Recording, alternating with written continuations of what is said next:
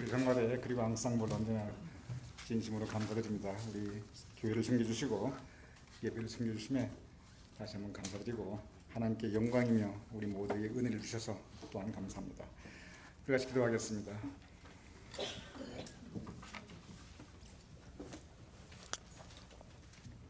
주님께서 이 시간 우리를 불러 모아주심을 감사합나이다.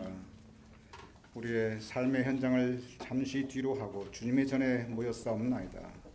수고하고 무거운 짐을 모두 주님 발 앞에 내려놓고 우리의 심령이 안식하며 쉬기를 원하옵나이다.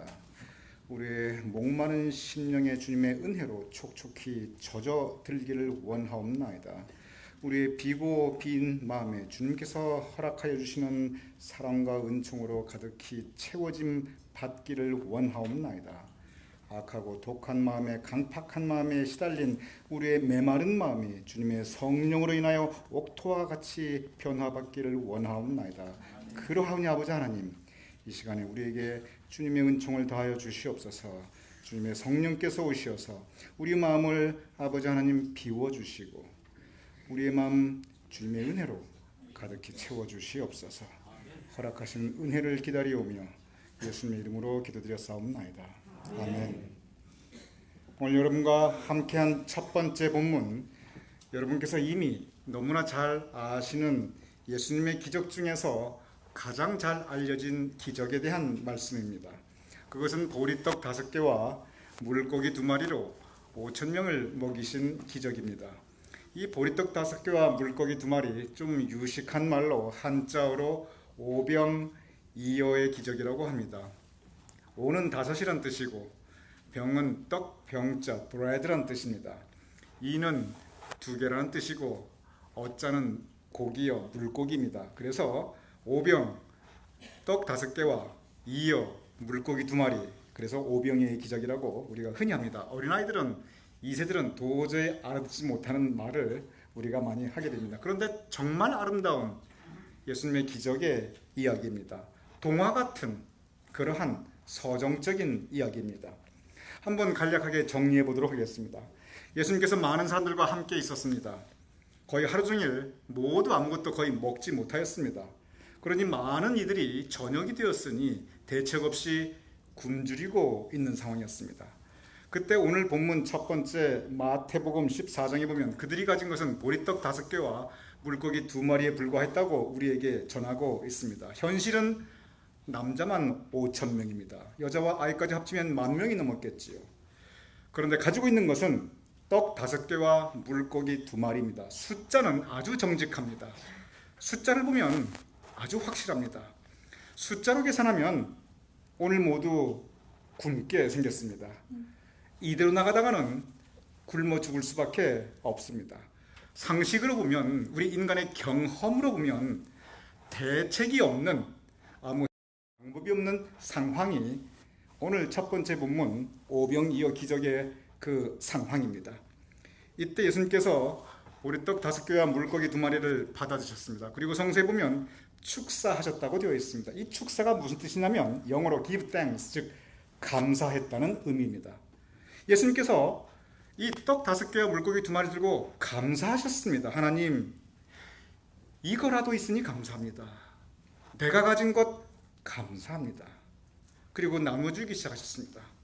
여러분, 현실을 보십시오. 현실은 5,000명입니다. 장정만 5,000명입니다.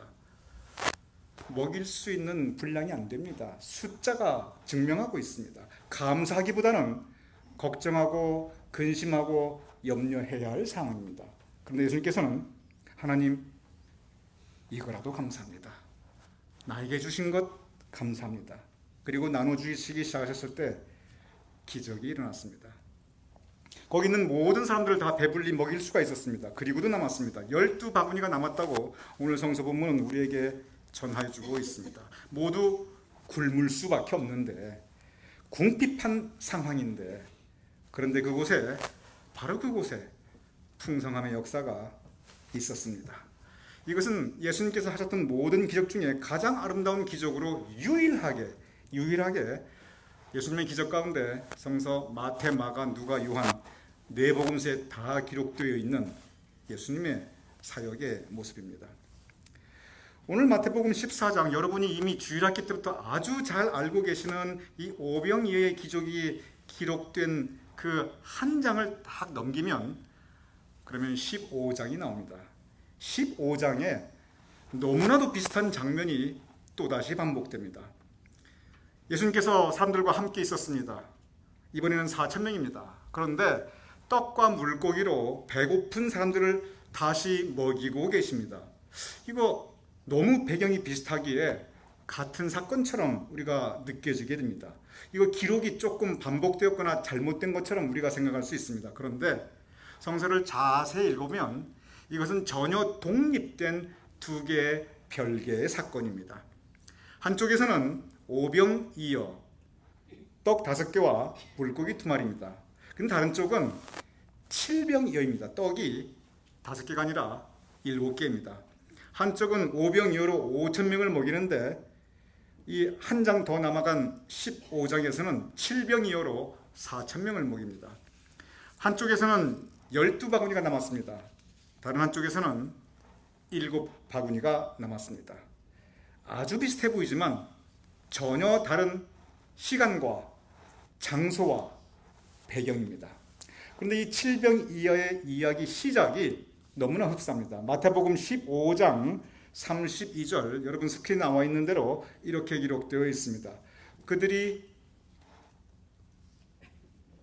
나와 함께 있은지 이미 사흘임에 먹을 것이 없도다. 길에서 기진할까 하여 굶겨 보내지 못하겠노라.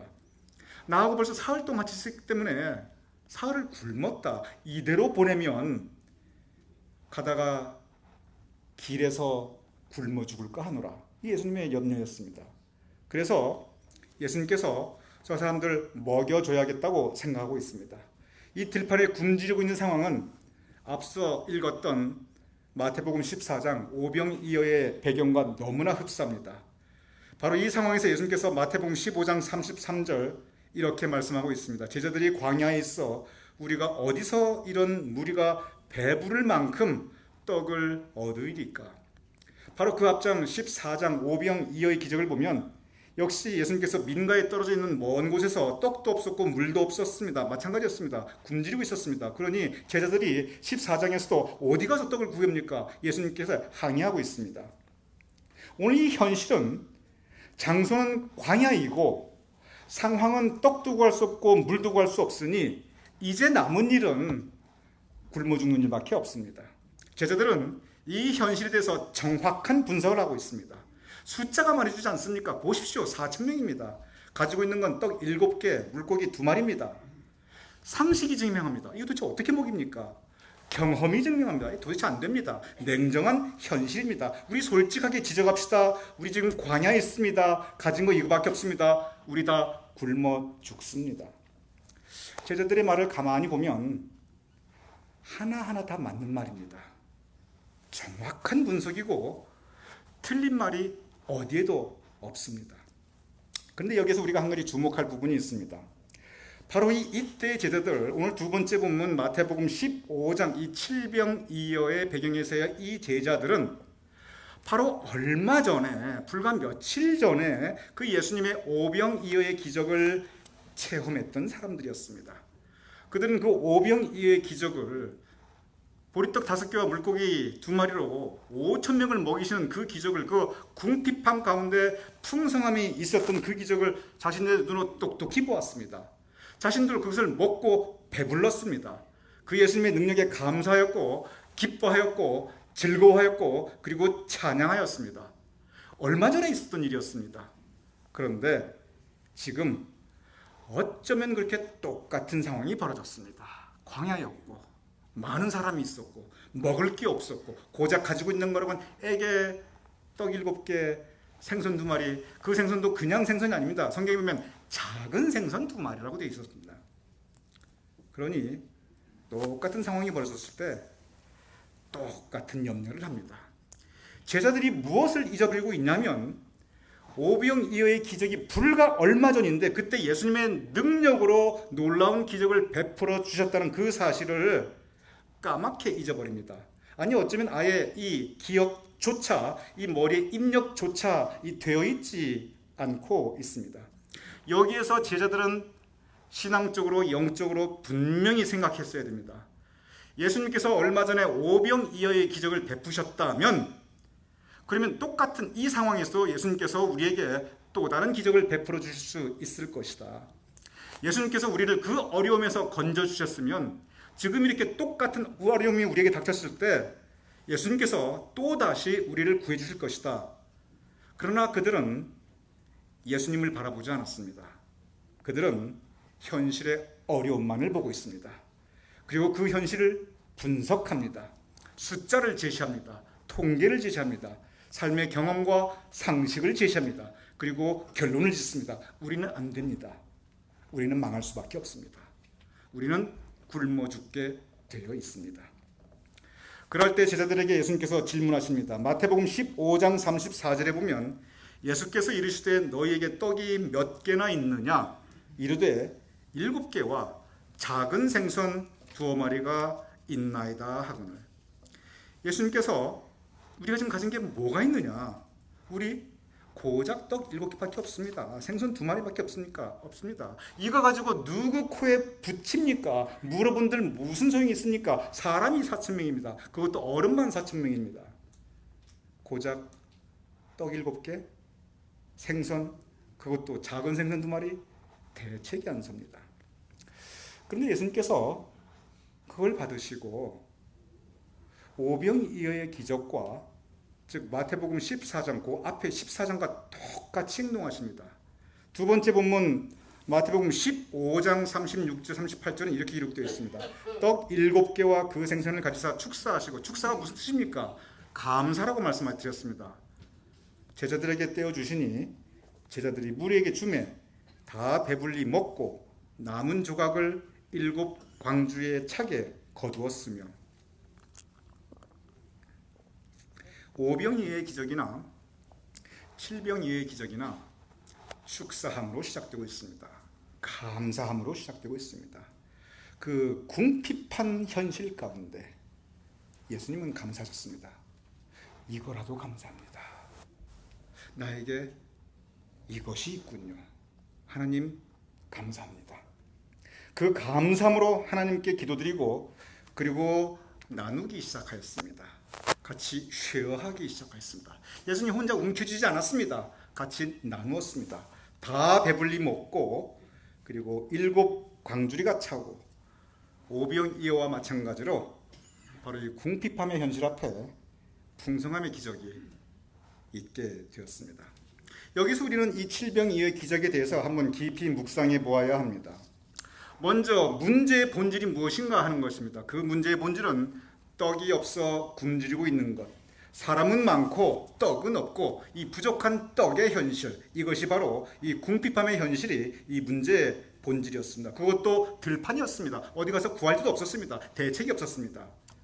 그런데 예수님께서 살려주셨습니다. 근데 얼마 지나지 않아 똑같은 문제에 봉착하게 됩니다. 똑같은 문제, 즉 떡이 없어 굶주리는, 그것도 광야에서 어쩌면 그렇게 자로 잰 듯이 너무나도 동일한 똑같은 문제가 그들 앞에 닥쳤습니다. 그런데 이번에는 더 심각합니다. 전에는 하루 굶었습니다. 성서에 보면 이번에는 사흘 굶었습니다. 전에는 늑대 만났다면 이번에는 호랑이 만났습니다. 우리가 살다 보면 이런 경우가 의외로 많습니다. 내가 한번 어려운 문제를 당해서 겨우겨우 살아났는데 어떻게 그렇게 자주된 듯이 똑같은 문제가 나에게 또 닥쳐올 수 있는지 신기할 정도로 똑같은 문제가 내 삶을 공격해 들어오고 내 삶의 저변을 파괴하는 경우 우리가 살다 보면 의외로 많이 있습니다. 경제적으로 그렇습니다. 내가 궁핍해가지고 열심히 일해가지고 겨우겨우 이만큼 자리 잡았는데 또다시 사업에 실패해가지고 다시 폭삭 2번째 주저앉는 경우, 여러분 허다합니다.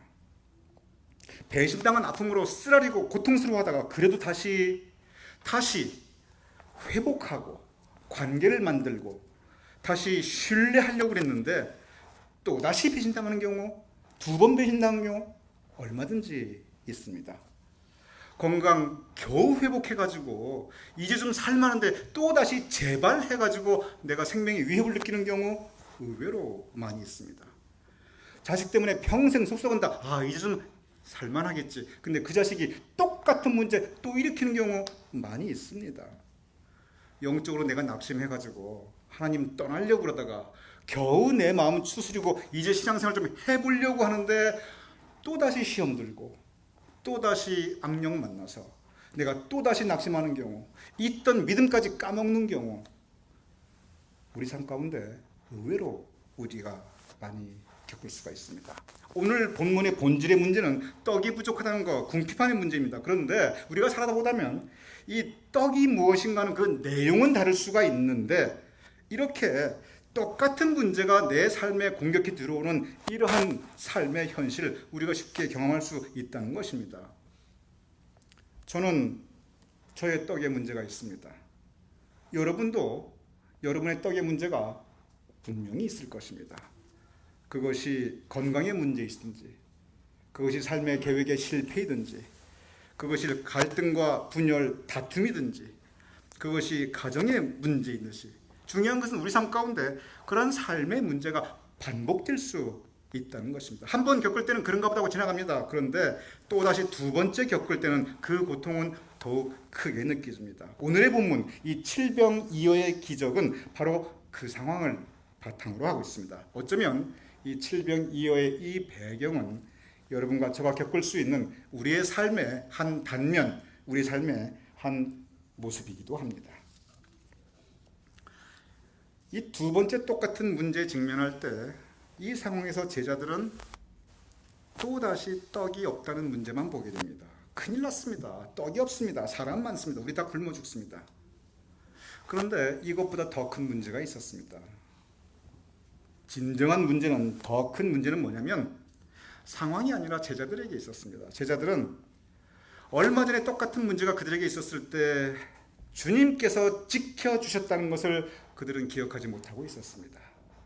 얼마 전에 그 궁핍함의 문제가 있을 때 주님께서 풍성케 하는 그 기적을 베풀어 주셨다는 것을 그들은 머리에 입력조차 하지 못하고 있었습니다. 예수님과 함께하고 있는데 그 예수님의 능력에 대해서 그들은 전혀 이해하지도, 그리고 알고 있지도 못하고 있었습니다. 주님께서 하셨는데 또 하실 수 있다는 거 그들은 생각조차 못하고 있습니다. 문제는 상황이 아니었습니다. 문제는 제자들 자신의 영적 상태였습니다. 오늘 이 칠병이어는 바로 그러한 상황에서 예수님께서 동일한 기적을 보여주신 것입니다. 동일한 기적은 예수님께서 그들을 불쌍히 여기셨고 그들에게 은혜를 베풀어 주셨고 그들을 다시 회복시켜 주셨습니다. 그리고 다시 풍성케 하여 주셨습니다. 너무 아름다운 기적 이야기입니다. 어쩌면 칠병이어의 기적은 오병이어의 기적보다 더 아름답습니다. 많은 분들은 이 칠병이어를 오병이어의 기적과 헷갈리고 있지만 오히려 칠병이어는 우리에게 더 커다란 신앙적 교훈을 우리에게 주고 있습니다. 그런데 이 칠병이어의 기적에 이어서 오늘 여러분과 함께 본문에 우리가 읽어보진 않았지만 오늘 두 번째 본문이 마태복음 15장인데 곧 이어 또 한 장만 넘기면 마태복음 16장에 어쩌면 그렇게 똑같은 상황이 또다시 이번에는 세 번째 반복되고 있습니다. 여전히 상황은 민가에서 멀리 떨어진 곳입니다. 여전히 상황은 굶주리고 있습니다. 여전히 상황은 사람들과 같이 하고 있습니다. 여전히 상황은 또다시 떡이 없습니다. 마태복음 16장 7절 칠병이어의 기적이 있는 그 바로 얼마 후에 마태복음 16장 7절은 이렇게 기록되어 있습니다. 제자들이 서로 논의하여 이르되 마태복음 16장 7절 제자들이 서로 논의하여 이르되 우리가 떡을 가져오지 아니하였도다 하거늘 우리가 떡을 가져오지 아니하였도다. 또다시 떡의 문제에 직면하게 되었습니다. 세 번째입니다. 여기에 이 성서의 흐름이 있습니다. 마태복음 14장에 먹을 것이 없었습니다. 제자들은 근심 걱정하였습니다. 그때 예수님께서 오병이어의 기적을 베푸셨습니다. 한 장 후에 마태복음 15장 얼마 후에 또다시 먹을 것이 없었습니다. 제자들은 근심 걱정하였습니다. 이번에는 예수님께서 칠병이의 기적을 베푸셨습니다. 또다시 한 장 후 마태복음 16장에 불과 얼마 후에 또다시 먹을 것이 없었습니다. 또다시 예수님께서는 제자들은 그 현실 상황 앞에서 동일한 근심 걱정을 합니다. 이때 예수님께서 14장과 15장엔 전혀 없었던 새로운 말씀을 하십니다. 그 새로운 말씀은 마태복음 16장 8절에 이렇게 기록되어 있습니다. 우리 다 같이 한번 읽어보시기 바랍니다. 시작. 예수께서 아시고 이르시되 믿음이 작은 자들아 어찌 떡이 없으므로 서로 논의하느냐. 이게 몇 번째라고요? 세 번째입니다. 그런데 이번에는 전에 없었던 말씀을 한마디 더 하십니다. 믿음이 작은 자들아. 믿음이 작은 자들아. 성경에 보면은 이 믿음이 작은 자들아 이 표현이 복음서에 의외로 많이 나오고 있습니다. 주로 책망하시는 표현입니다. 그러면 어떤 상황에서 예수님께서 이 말씀을 하시는가? 여기에 예외가 없는 한 가지 공통점이 있습니다. 여러분께 한번 보여드리도록 하겠습니다. 믿음이 작은 자들아 이 표현이 성경에 맨 처음 나타나는 것은 마태복음 6장 30절에서 31절입니다. 우리 다 같이 한번 읽어보겠습니다. 마태복음 6장 30에서 31절. 믿음이 작은 자들아. 성경에서 신구약 전체에서 맨 처음 나타난 장면입니다. 시작. 오늘 있다가 내일 아궁이에 던져지는 들풀도 하나님이 이렇게 입으시거든 하물며 너희일까 보냐. 믿음이 작은 자들아. 그러므로 염려에 이르기를 무엇을 먹을까 무엇을 마실까 무엇을 입을까 하지 마라. 믿음이 작은 자들아. 먹을 것, 마실 것, 입을 것 염려하지 마라. 그런데 여러분 생각해 보십시오. 먹을 거 어떻게 염려 안 할 수 있습니까? 요즘이야 먹을 거 풍성하죠. 이때가 2000년 전입니다. 동물이나 사람이나 한 끼 먹기 위해서 목숨을 걸어야 되는 게 그때 일입니다. 한 끼 식사가 당연한 게 아닙니다. 엄청난 은혜입니다. 무엇을 마실까? 광야입니다. 물이 어디 있습니까? 무엇을 입을까? 겉옷 한 벌이 평생의 재산입니다. 그러면 먹을 거, 마실 거, 입을 거 염려 안 하고 살 수 있는 그 팔자 좋은 인생이면 얼마나 좋겠습니까? 그런데 걱정할 수밖에 없어요.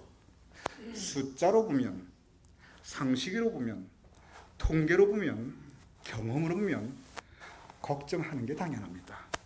그런데 예수님께서는 믿음이 작은 자들아 말씀하고 있습니다. 두 번째는 어떤 상황이 나타나냐?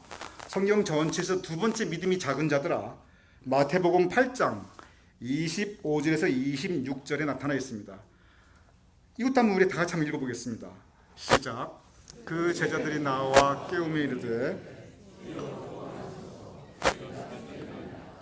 예수께서 이르시되 어찌하여 무서워하느냐 믿음이 작은 자들아 하시고 곧 일어나사 바람과 바다를 꾸짖으시니 아주 잔잔하게 되거늘. 갈릴리 바다 위입니다. 풍랑이 일고 있습니다. 적어도 예수님의 제자들은 어부들은 바다에 관한 풍랑에 관한 전문가입니다. 전문가 입장으로 보니 우리 죽을 수밖에 없습니다. 저 풍랑 저거 대단한 풍랑입니다. 어떻게 됩니까? 주여 구원하소서 우리가 죽겠나이다. 옳은 말입니다. 상식으로 그리고 숫자로 현실로 경험으로 죽게 되어 있는 상황입니다. 그런데 예수님께서 믿음이 작은 자들아 책망하고 있습니다. 세 번째는 14장에 나옵니다. 그리고 14장 바로 오병이어 기적의 바로 그 직전 오병이어의 기적이 일어나기 그 바로 직전에 믿음이 작은 자에 하는 성경의 세 번째가 나타나고 있습니다. 한번 보도록 하겠습니다. 마태복음 14장 30절에서 31절입니다. 시작. 바람을 보고 무서워 빠져가는지라 소리질러 이르되 주여 나를 구원하소서 하니 예수께서 즉시 손을 내밀어 그를 붙잡으시며 이르시되 믿음이 작은 자여 왜 의심하였느냐. 베드로는 바다 위를 걸어가고 있었습니다. 풍랑이 일고 바다가 치는데 그의 눈이 예수님을 바라볼 때는 걸어갈 수 있었어요. 그런데 우리가 세상 살아가면서 어떻게 예수님만 바라보고 살 수 있습니까? 우리가 렌트도 걱정해야죠. 애 등록금도 걱정해야죠. 노후 보장도 걱정해야죠. 이 세상 풍파 우리가 바라보지 않을 수가 없습니다. 그런데 그 세상 풍파를 바라보니까 베드로는 바다에 빠져버리게 됩니다. 그때 예수님께서 하신 말씀이 그것입니다. 믿음이 작은 자요. 믿음이 작은 자요. 여기에 보면은 제가 세 가지, 그것도 순서대로만 있지만 앞으로 계속 봐도 모두 다 예외가 없습니다. 예수님께서 어떤 경우에 믿음이 작은 자요 라고 책망하였는가 하면 그것이 뭐냐면 현실을 바라보니 분명히 어려운데 떡이 없는데 지금 숫자를 보니 필요한 건 5천 명이요 4천 명인데 근데 가진 건 5개 7개 2개인데 숫자가 도대체 말을 해주지 않는데 통계를 보니 상식을 보니 삶의 경험을 보니 도대체 망할 수밖에 없는데 그래서 내가 근심하고 걱정하고 있는데 굶어 죽게 생겼는데 그런데 그것만을 바라보는 그 심령을 믿음이 적은 자라고 하고 있는 것입니다. 예수님께서 말씀하십니다. 마태복음 16장 9절에 10절 바로 그 상황에 띄워주시기 바랍니다. 마태복음 16장 9절에 10절 이것이 예수님의 세 번째 반복되는 상황의 결론입니다. 우리 정말 마음을 같이면서 한번 읽어보겠습니다. 시작. 너희가 아직도 깨닫지 못하느냐 떡 5개로 5천 명을 먹이고 준 것이 몇 바구니며 떡 7개로 4천 명을 먹이고 죽은 것이 몇 광줄이었는지 기억하지 못하였느냐. 내가 그렇게 보여줬는데 한 번도 아니고 2번이나 보여줬는데 그리고 3번째인데 또 의심하느냐? 또 염려하느냐? 내가 너희를 그 어려움 가운데 어떻게 지켜주었는지 여기까지 너의 삶을 어떻게 인도하였는지 기억하지 못하느냐? 너희가 아직도 깨닫지 못하느냐? 떡 5개로 5천 명을 먹이고 너희가 아직도 기억하지 못하느냐? 떡 7개로 4천 명을 먹이고 무슨 뜻입니까? 믿음이 적은 자요.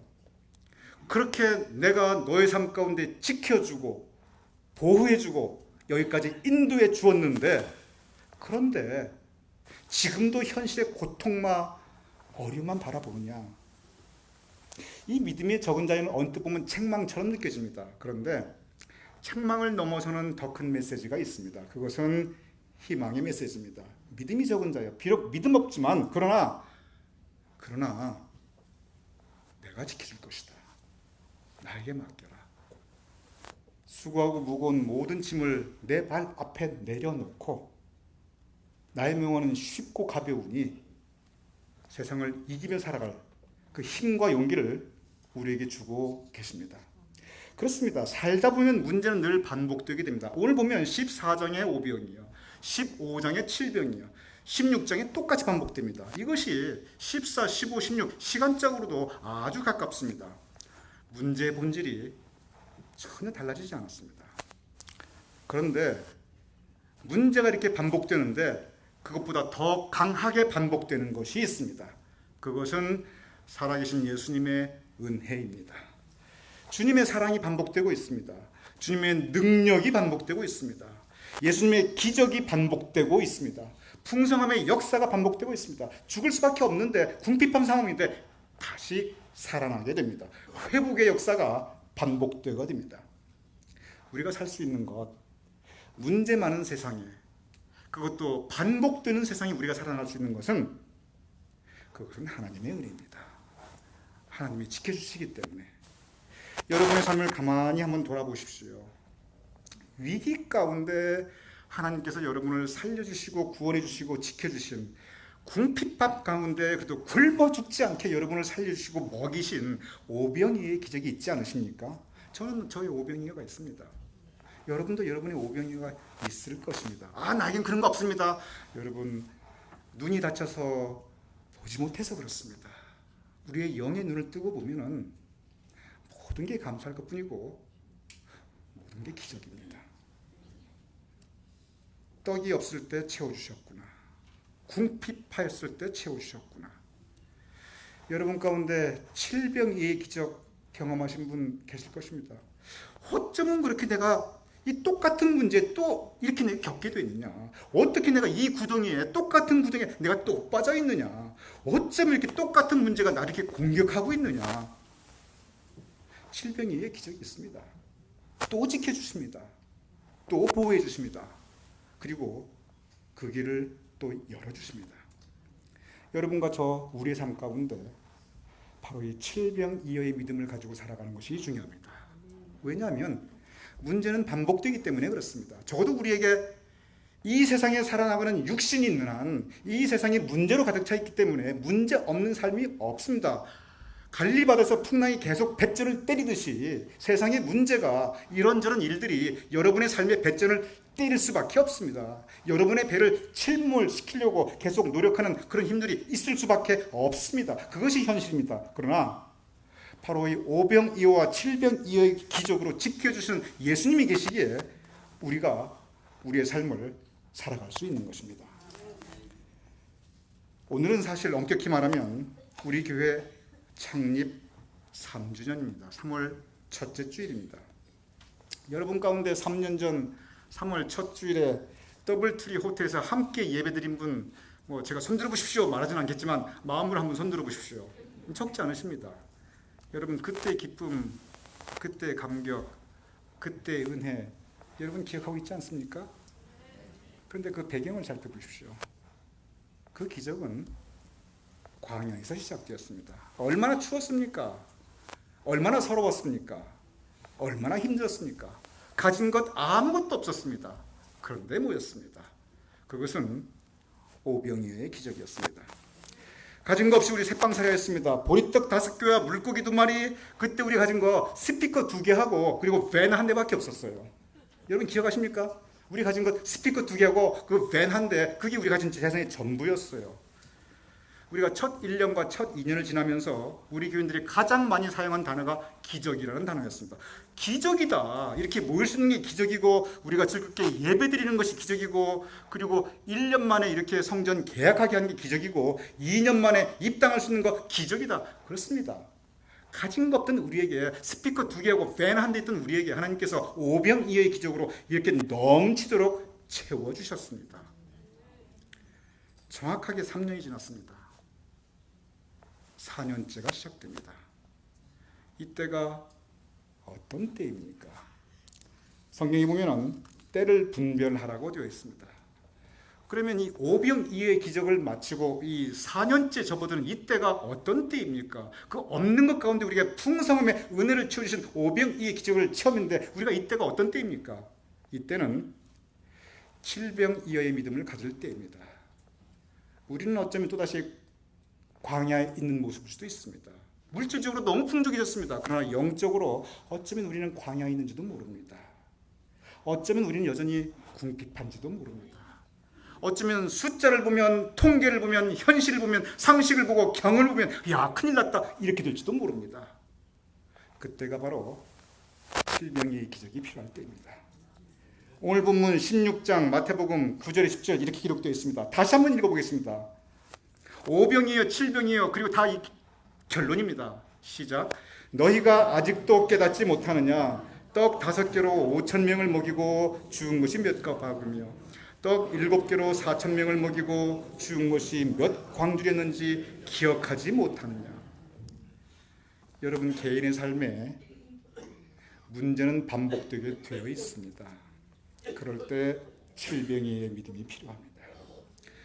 공동체의 삶에서도 문제는 반복될 수밖에 없습니다. 왜냐하면 불완전하고 부족한 사람들의 모임이 교회이기 때문에 그렇습니다. 죄인들의 모임이니 얼마나 문제가 많이 있겠습니까? 그러니 반복될 수밖에 없습니다. 그러한 때 아직도 깨닫지 못하느냐? 아직도 기억하지 못하느냐? 내가 떡 5개로 5,000명을 먹이지 않았느냐? 떡 7개로 4,000명을 먹이지 않느냐? 떡이 부족한 상황은 반복될 수 있지만 그것보다 더 강하게 반복되는 것은 하나님의 은혜입니다. 살아계신 예수님의 능력입니다. 이제 3년을 마치고 4년을 시작하는 이때 우리는 칠병이어의 믿음을 새롭게 해야 합니다. 다시 풍성함의 역사가 있을 것입니다. 우리에게 은혜의 풍성함이 있고 성령의 역사가 풍성함이 있고 그리고 우리 가운데 서로 나눔의 풍성함, 그래야 우리가 함께 기뻐하며 즐거워할 수 있는 이 칠병이어의 기적이, 칠병이어의 그 믿음이 여러분과 저 우리 모두에 있기를 주님의 이름으로 축원합니다.